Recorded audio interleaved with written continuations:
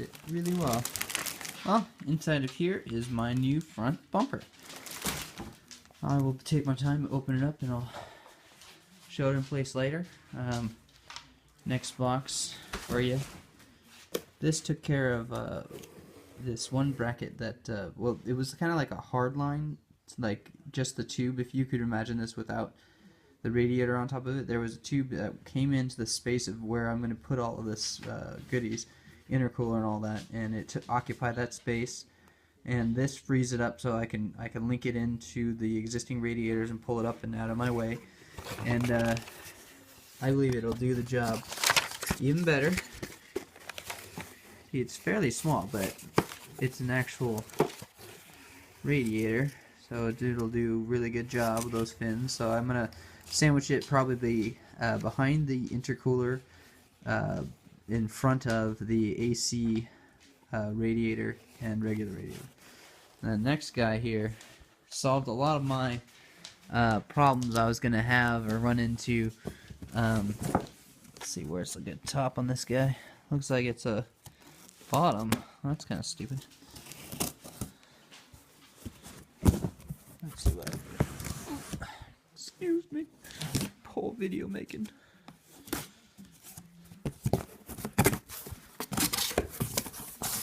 Box in the box.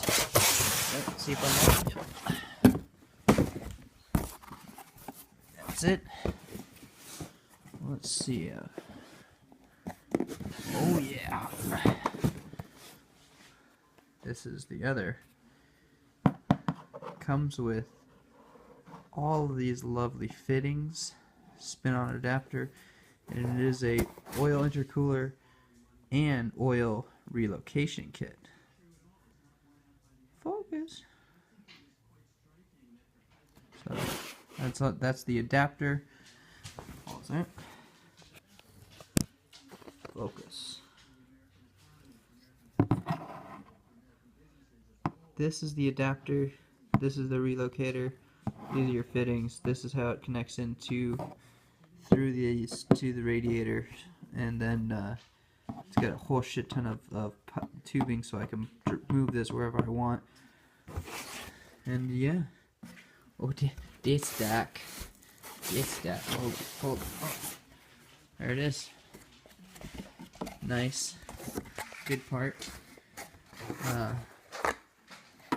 It should all work out. I just have to make sure this all works with what I got. I believe it will. And yeah, I'll show you this nifty idea I got, and we'll see if it works. Alright, show you the car's progress today. There you are, messing with this thing, and every once in a while the camera is counting upside down, and it's like, uh-oh, that seems weird. So right now I'm going to be fixing this little ghetto paint job. It just reacted to underneath. I had wiped it down with isopropyl, and it reacted to the paint. I guess I didn't give it enough time to air dry it out. I was impatient, so I'm gonna just clean this all out and then repaint it, get it finished. Because I cut this little extra notch in right here, because the tube is gonna run here and out here, right? And then the other one runs down here, and then on this side I had it cut out a little extra right in here, and of course all this got cut out.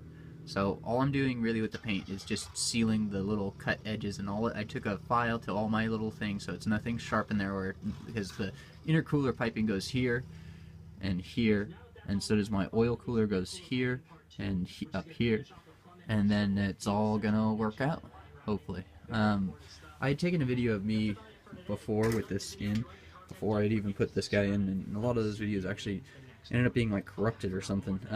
So the next real fun venture is I gotta figure out the power steering guy. He fits in here somewhere, but because of the difference between this and the old one, it's gonna be fun. I may have to extend it. We'll see. I just plugged this guy in the other day just to be like, yeah, it's almost done, man. But it's not. This is all my radiator guys. Here they are over here. Ended up sandwiching all of them with these tabs that are for the power steering intercooler and the oil intercooler, which are a little askew, That was due to a couple of shifting issues while I had to plunge it through all of these. But it's the difference in length side to side. That's not going to fucking worry me. It's not going to worry at all. It's going to be pressured and all that. So I had to relieve for these guys, and I had to relieve for this one up here. It is rather tight in here. Planning ahead was not my my greatest gravitas on this guy. So I got to figure out putting on the hose in here and down there without too much interference, and then somehow getting a fucking ring on here. I'm thinking ring in, tube on, ring over, clamp it here, because I've got enough space right in here to fit one.